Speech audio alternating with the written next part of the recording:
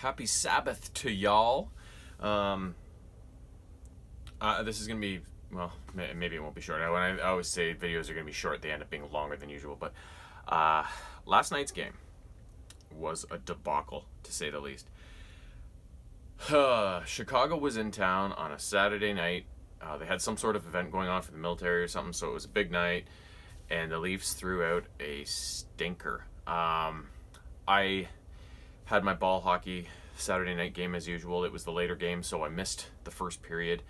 On the bright side, I finally got on the board in ball hockey. I've been playing some really good games, but just one of those things where every time I shoot the puck, the goalie seems to be there, no matter how good the chance seems to be. And so I hadn't gained any points at all this year until last night, and I got 2 goals and possibly an assist on the third. I don't know. It was a hot mess, the other one. So it was nice to finally crack the score sheet in my own personal hockey life. But I turned the radio on the drive home, and I was pumped. I was like, okay, I'll listen to most of the first period on the drive home. And 21 seconds into the game, Chicago opened the scoring, and I was like, son of a bitch. And then bang bang, they added 2 more in quick succession after that. So by the time the period was half over, roughly, give or take, Chicago had a 3-0 lead. And I got home and I saw the way the Leafs were playing, and it was like, well, I'm not sure how much I really want to watch this game anyways. Mostly, and I never like to put the blame on the goalie's shoulders, because it's, in my opinion, the hardest position in sports. But Freddie really didn't have a good game. The period ended 3-0. To start the second, Nylander got a real quick power play goal, which put them down by 2, so 3-1. And I thought, okay, it's a new period. They started hot. Let's see if they can, turn things around and use that as a kind of a fan the flames, and get going. And then Chicago scored 2 more right after that and made it 5-1. And although Kerfoot would add another one to make it 5-2, Chicago got it right back, made it 6-2 by the end of the second, and then that's the way it ended eventually. There was no scoring in the third.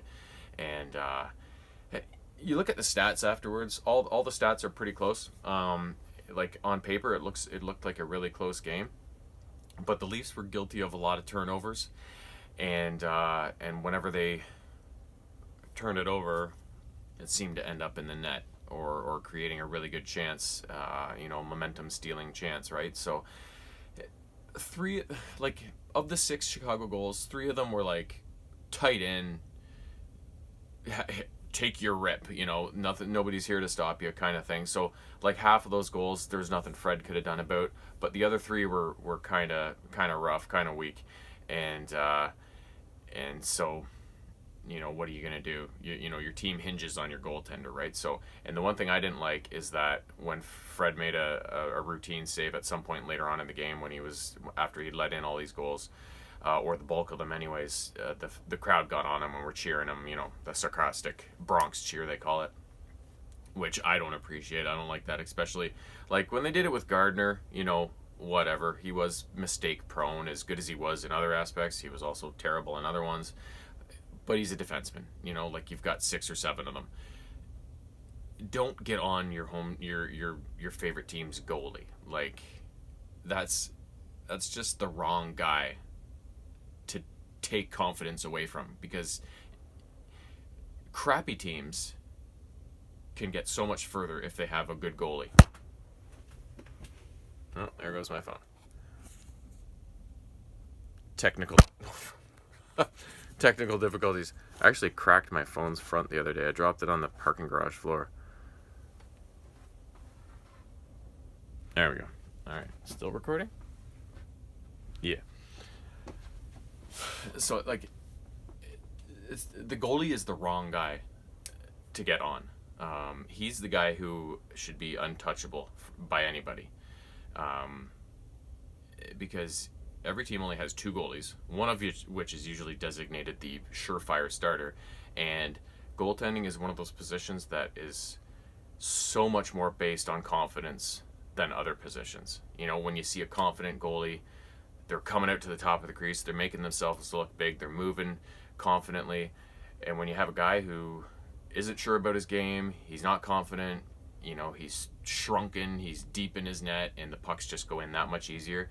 You don't want to help them not play well, so just give it a rest, and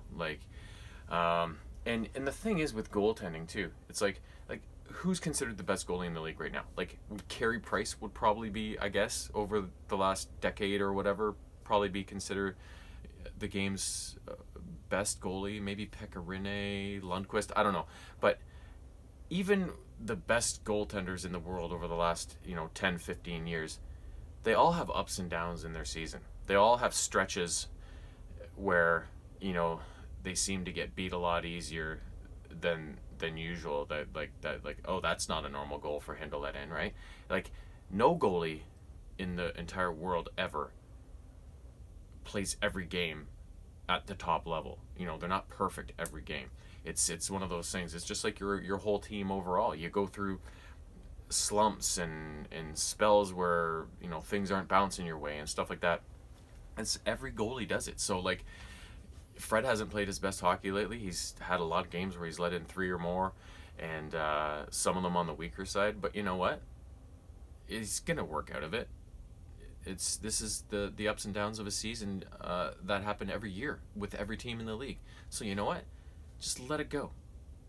Let him work out of it, and don't pile on. Like, it's just going to be that much harder for him to work out of it. So I didn't appreciate that. But other than that, like, there's not much really more to say about the game. It was just kind of a mess. While I was at hockey, my wife was doing the meal prep for the week, and so it always ends up being a big mess in the kitchen and stuff. So when I got home, I had to clean the house anyways, and I was like, you know what?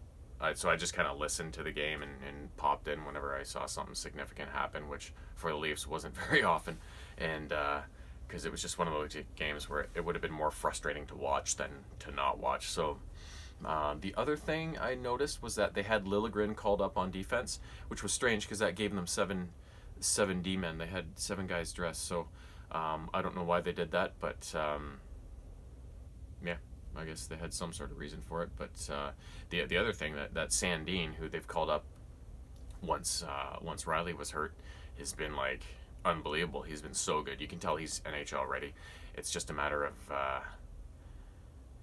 once a rookie plays his 9 or 10 games or whatever, then their first year contract is engaged, right? And then they're that much closer to free agency, right, where you have to pay them. So I don't know if they plan on just letting him play those minimum games and sending him back down so that they can save a year on his contract, because they got a lot of decisions to come up with contracts and stuff, right? So the further they can put that off, the better. But at the same time, if he can help the team possibly win this year, right, it's one of those dilemmas of managing an NHL team in today's kind of climate. So but either way, yeah, it sounds like Muzzin should be back in the near future, which would be nice. And then Riley's still, they say he's supposed to be out 8 weeks or so, but and then I don't know, they've got a bunch of other guys out. Moore's still out, and I think there's some other guys too. So it's been a weird season, but and as you can tell, I mean, 2 games ago they played New Jersey really well, got a good win there. A bit of a collapse in the third, which isn't a surprise when you got a big lead in the third.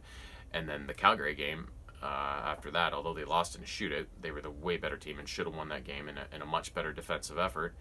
And then they throw out last night's clunker, right? So it's inconsistent, right? But that's what they're trying to sort out as they adjust to the new system and the new coach and everything. But for the most part, it's all been positive. But they do seem to have these setbacks every once in a while. And when they kind of dug themselves into that hole at the start of the season with all the shit that was going on, they can't have as many of these setbacks and fallbacks as they might have been able to if they'd just been more consistent right off the bat, because you can't give away points this time of year, or else you're going to find yourself on the outside looking in. So, but we'll see what happens. And tomorrow's another day. Monday's another game. I think Nashville on Monday. And after the dud they threw out last night, I have a feeling they're going to be much more with it on Monday and throw out a much better effort there. So we'll see though, and hopefully, fingers crossed for a win on Monday. Have a great Sunday.